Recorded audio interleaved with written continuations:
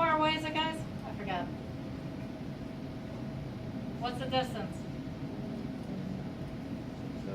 1.6712. Wow, very precise numbers, so we're going to leave it alone. 1.67, did it say 92? 1, 2. Yep, 12, sorry about that. 1.6712, we're going to hit OK. Now I'm going to go back to the right plane and create a sketch to create more, what am I calling this? Backbone geometry. What's this called again? That the same type of geometry I have to create to make this. That sketch that we created right here. Remember that sketch? This sketch. That sketch we have to now do rinse and repeat for this other shape. Because we have a neck, it's curved in. What was the diameter on that thing? For the radius? It's a radius of a half, right? So it's a radius of a half an inch radius. So if I throw in a radius, I think we started this, but we didn't get too far with it. I think I threw in the radius, and what did we find out? If we used the circle, it ended up being a really tiny circle, right?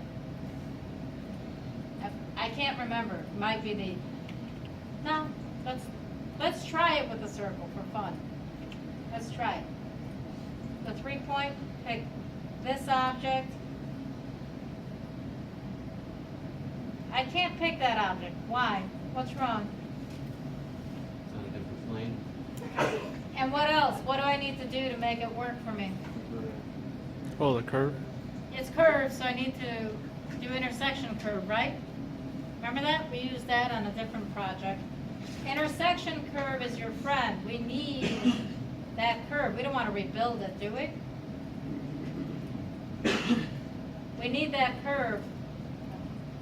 Now we're going to turn around and make a construction just like we did with the last project. If I go back to the 3-point arc business, I pick this wall and I pick this.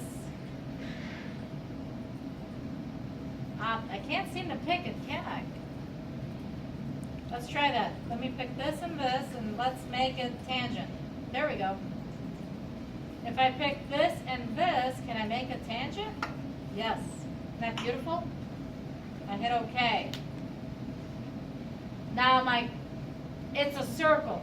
What do I got to do to it to make it work? I could put in the diameter, right?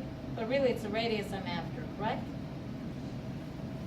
So I would recommend throwing a line in through it if you're going to do this and just trim it. That's the cheesy way of creating an arc. And then I'm going to throw in my radius. And it's very close, but it needs to be a 0.5 radius. So I have that, but now what else? What else is going on? I have this reference here. It's a diameter of 1.125. But it's going in which direction, guys? The side of the plane. It's going here on this plane. Okay? So I need to put in a bit of reference geometry for myself here. Let me go to normal too. I'm going to throw in a center line. Can I do that? I have to draw it in. Wow. Okay, from here to here. And I have to draw it up so it intersects that object. What distance is that? I have absolutely no clue. Okay. Ooh. See that? I got an error message. What distance is this line to this point? 1.1.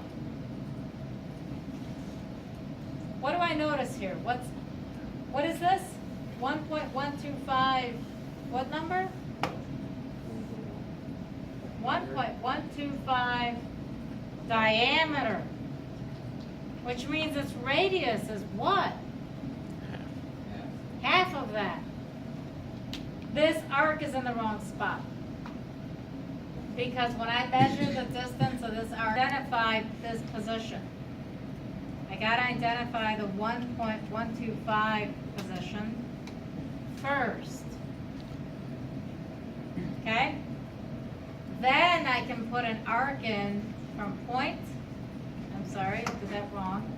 3 point, it's from center to tangent to somewhere over here.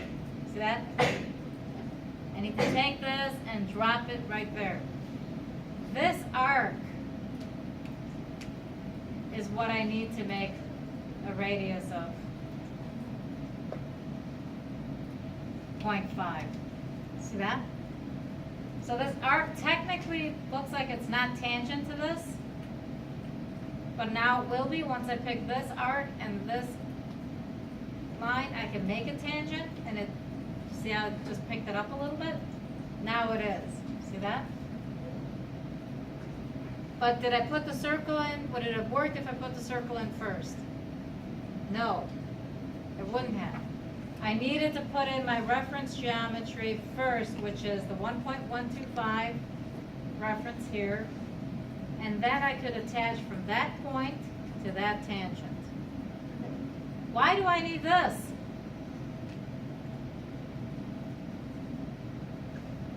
I'm going to do the exact same process that I used to make this shape, to make the shape that's going to take this object and attach it to this object.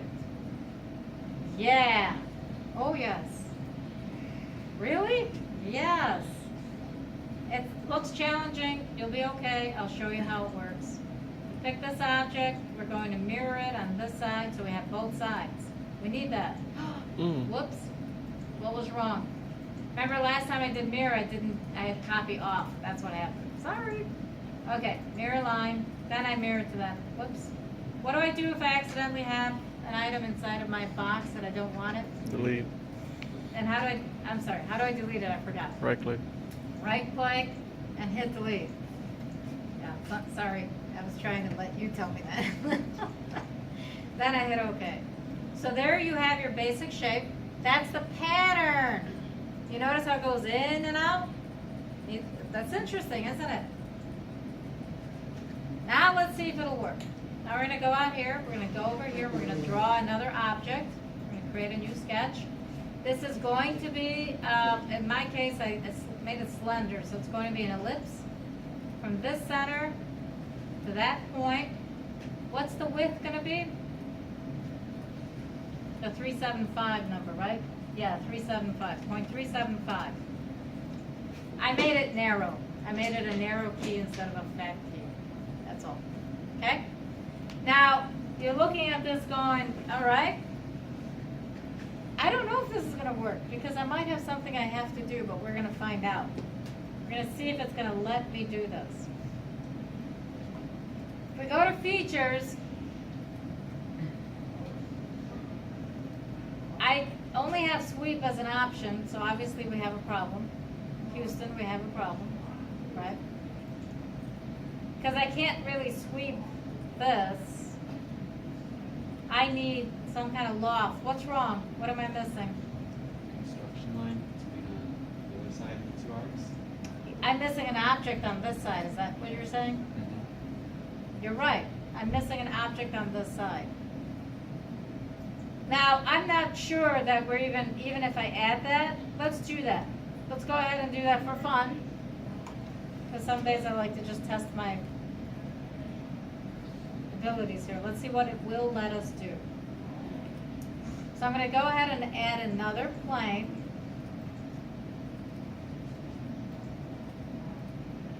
From here, I'm going to change the direction. And maybe what, 0.5 or something? I wish I could just drag it. Won't let me drag it. In Inventor you can drag it.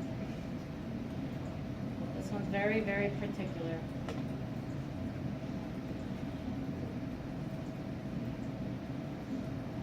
I have to do it like this. See that? Won't literally let me drag it. So there it is, it's inside the body. You think that might work? Maybe I should make sure it stops right there.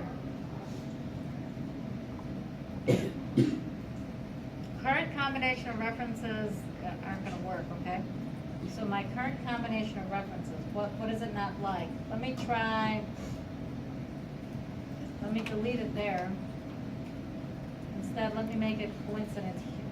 Wow. Okay. And I'm going to pick that point, there. I made it stop where the other point is, okay? I'm gonna hit OK. Now, here's a neat feature. I can create a sketch on this plane. Come on, you. And I can do intersection curve where I don't see anything. Do you notice that? I can pick intersection curve of this body and this body. When I hit OK, it generates the product. The product is wherever this plane intersects with these two objects. That is the most powerful feature that you can use with this product, is that wherever my plane is, it's going to generate a sketch.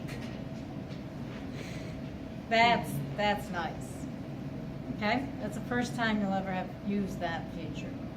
Okay? We're going to go to, oh, look at that. It still won't let me, now, hold on, I had to get out of the sketch. All right, I think I might be able to do this. Let's find out. I have Loft. I have this object. I have this object. See? Plunk, direct hit. Then I'm going to go here, and I said, no, I want you to tuck your chin in. Then I want you to tuck in your second chin. Look at that. See that? Now I'm going to have you say okay.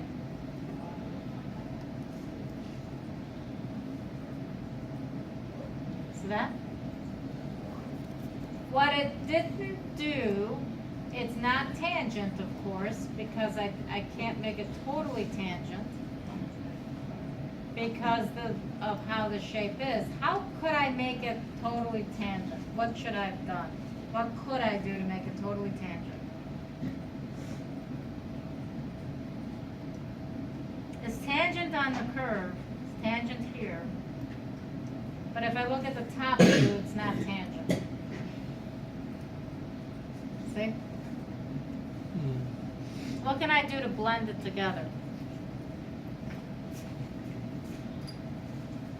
Fillet, right? Fillet mignon, as I like to jokingly call it.